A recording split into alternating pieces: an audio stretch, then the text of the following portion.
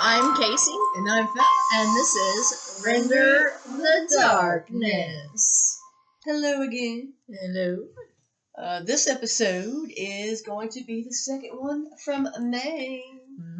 Out of all 50 States series. 50 State series. Here's your fun fact. Your very Maine-specific fun fact. York was the first chartered city in America.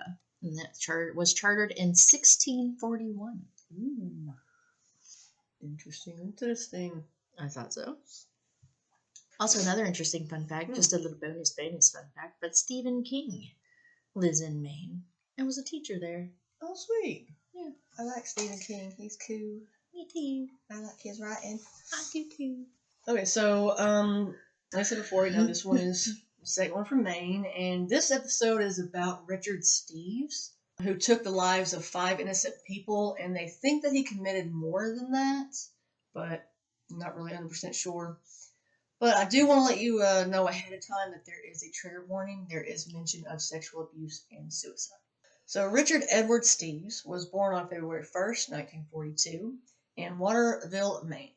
There's not a lot known about his early childhood. What happened there? Sorry. But unfortunately, his father did take his own life 5 years after he was born. And not long after that, his mother gave him up to a children's home. It's terrible. Now, he would later claim that his violent tendencies were because of sexual abuse that started in his early life. He would leave school during the 8th grade and would start to commit small petty crimes, and he would spend time in a correctional facility because of his actions. Now, unfortunately, when he became an adult, his behavior only got worse, and he would be in and out of jail. And they say that when he was in jail, his cellmates would often hear him say that he was going to kill some of the guards as well as other inmates. The last time that he was let out of jail was in 1965 at the age of 23. So after being out of jail for only 5 months, on June 13th, 1965, he went to North Berwick, Maine, where he brutally attacked Harry Staples, who was 83 years old. Now, Steeves beat the man with his own cane and ran from the home. Oh my gosh. Harry was barely alive when he was found, and he was taken to the hospital. He would remain at the hospital for 2 weeks in an intensive care unit, and sadly, Harry wouldn't survive the attack. During the investigation, the police interviewed quite a few suspects, but they weren't able to arrest anyone. On June 19th, Steeves broke into Ralph Mace's house in Rochester, New Hampshire. He pulled out a knife and then proceeded to stab him 6 times before running from the scene. At the time, Steeves thought that Ralph had died, but he was found alive, but would die later that day. On August 14th, he went to Augusta, Maine, where he broke into the home of 73-year-old Lorenzo D. Troyer.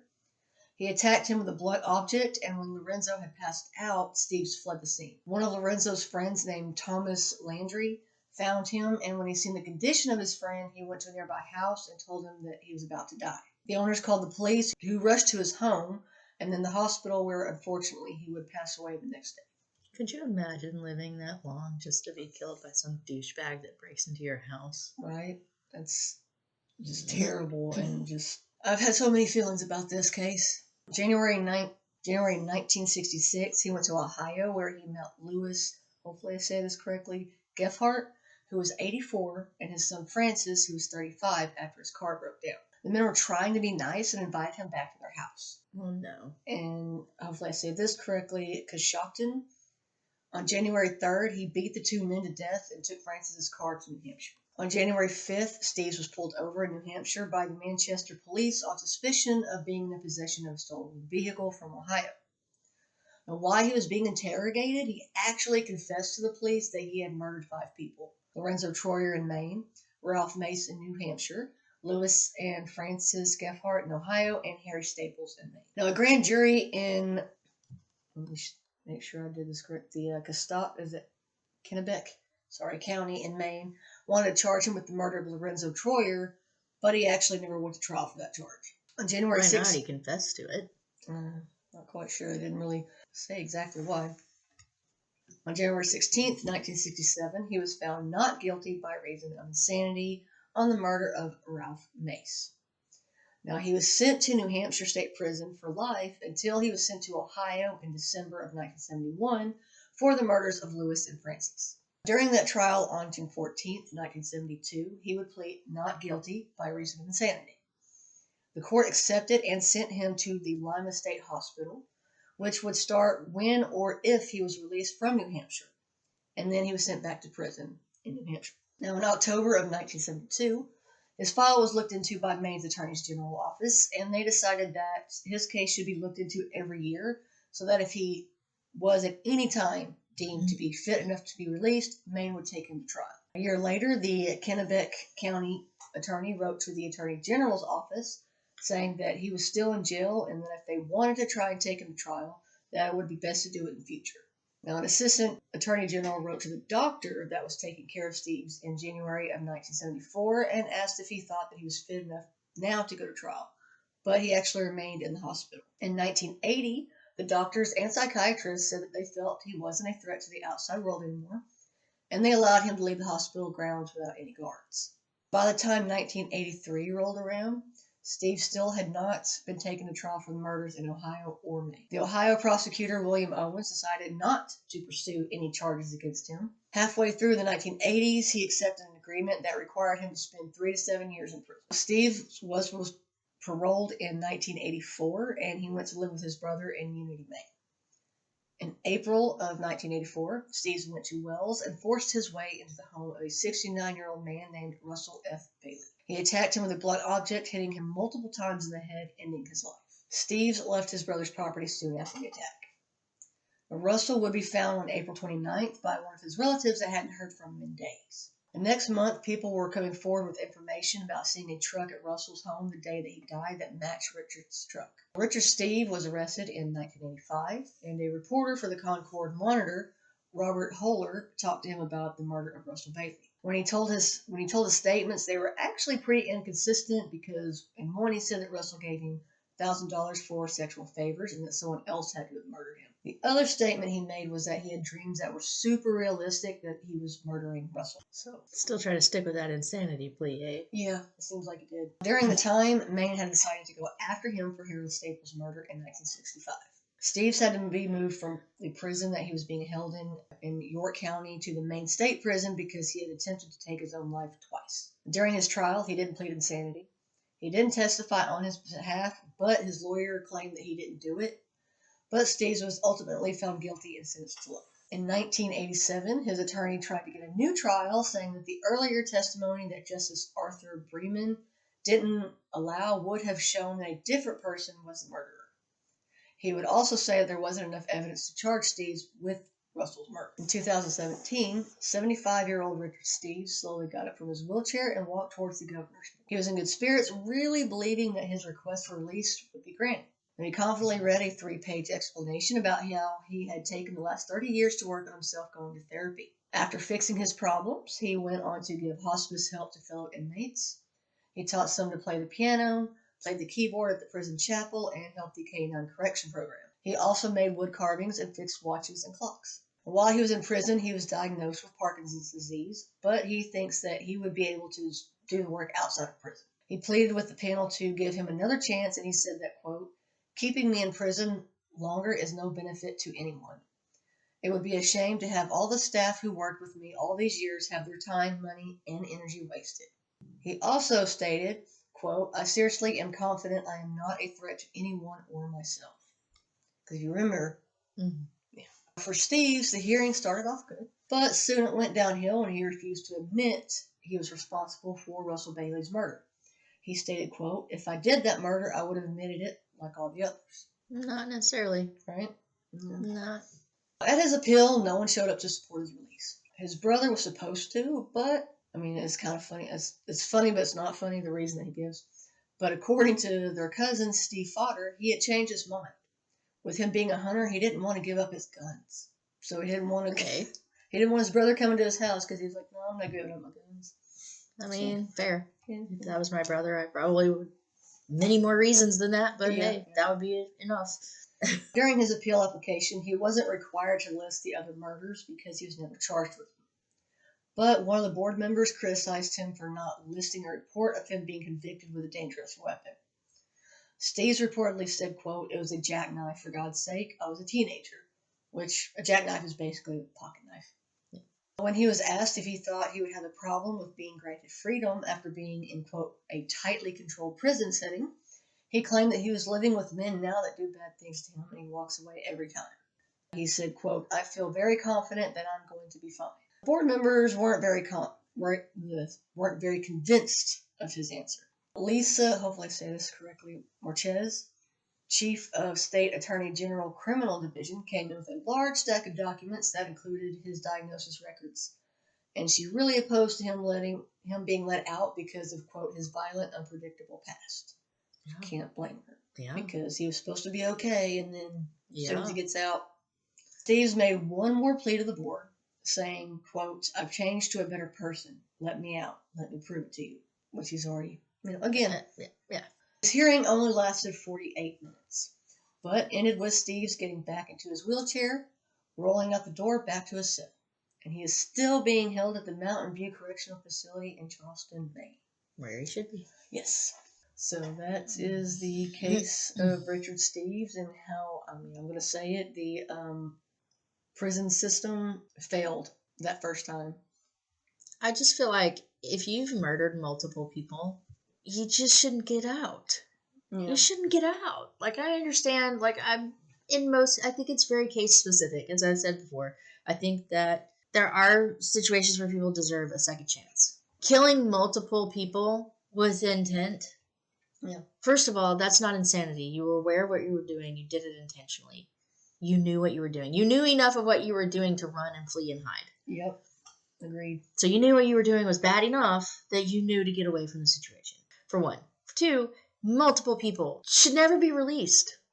Never. Yeah. Because then, again, you release them thinking they've quote-unquote changed, and then they just go out and kill somebody else. I can't tell you how many cases we've covered, other podcasts have covered, that are just out there in general, where somebody else had their life cut short because the justice system believed somebody had been converted back to being a good person, so they release them, and then somebody else gets killed. Yeah, it happens way too often. That's what I was saying, that the justice system, they really messed up on this one.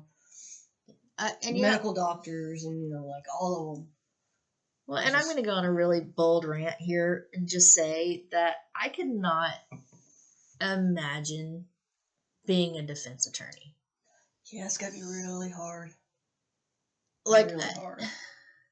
First of all, just the moral conflict you would have to be somebody who has the ability to just pack your little, like, morality bubble into a suitcase and set it aside.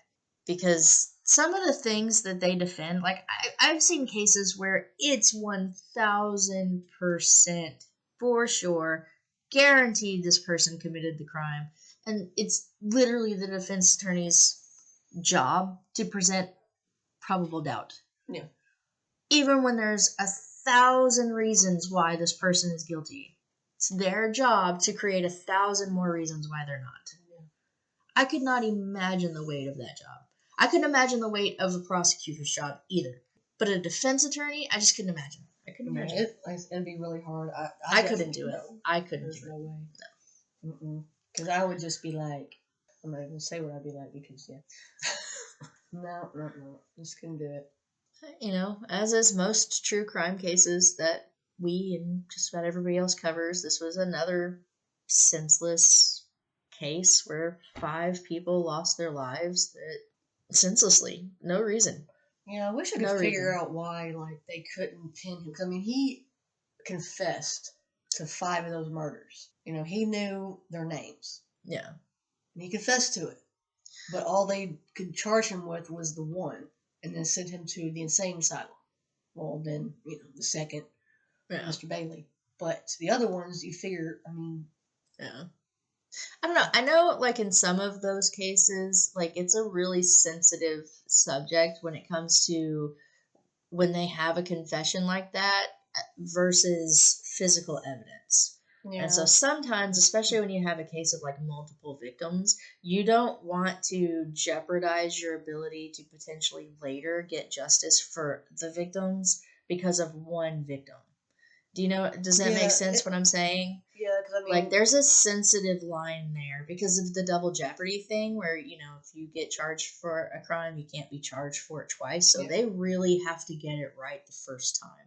And it's really hard to confidently go in and prove something like that with little to no physical evidence, because somebody could very easily change their plea. They could very easily say, I was under duress. They could very easily find a loophole in a confession made, no matter how direct that confession may have been. Yeah. And you also got to think, too, there's been cases where people have called, or not called, but have confessed to murders that they weren't even born. Apart, yeah. That had nothing to do with it all. Or go back later and say, you know, oh, the police brutality. I was beat into that confession. Or, you know, like, there's so many different avenues when it comes to that. It's such a sensitive area. Like, I kind of get it. It sucks. Like, it's unfortunate. I wish there was a way to close that gap in that level of sensitivity to it, but I kind of get it at the same time, I guess. But, well, thank you for sharing that very upsetting case. Yeah. And, you know, condolences to the victims and condolences to their family and friends. But that is our second case out of Maine. We'll be moving on to Massachusetts next. We're still going to give you a couple of our little, I think we decided not to call them WTF cases, but just our in-between the state cases, I guess would be a good way to... Yeah, we really need to figure out a name for those. Yeah. Because once we get through with the 50 states series, they're just going to be our cases. Yeah, they're just going to be... So I guess they're just our cases in between the 50 state series cases. Yeah. Because, you know, the 50 state series case is really the temporary run of cases, not the in-between cases. Those are our actual cases. Does that make sense? Sure. Well, because the 50 state series is temporary because there's only 50 states.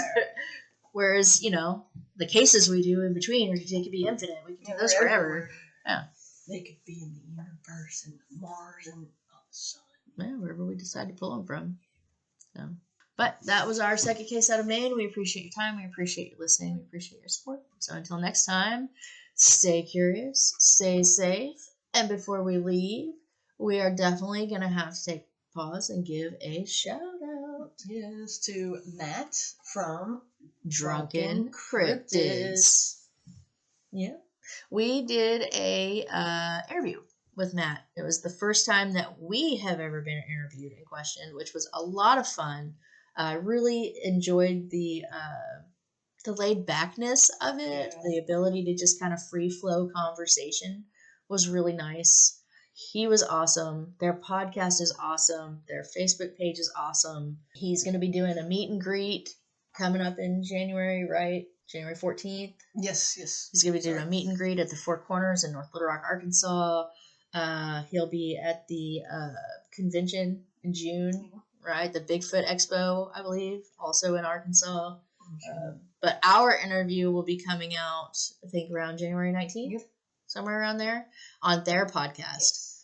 So if that's something that you're interested in, something you want to check out, you want to see us without any script, just us free-flowing in conversation, and find out a little bit more about our background and why we decided to do what we do, it's a perfect opportunity, and you get a chance to go meet Matt and see what they do. Check them out. Yeah, go check them out for sure. Really awesome podcast. Cool guys. So, anyway, that's us for this episode. Thank you. And again, stay curious, stay safe.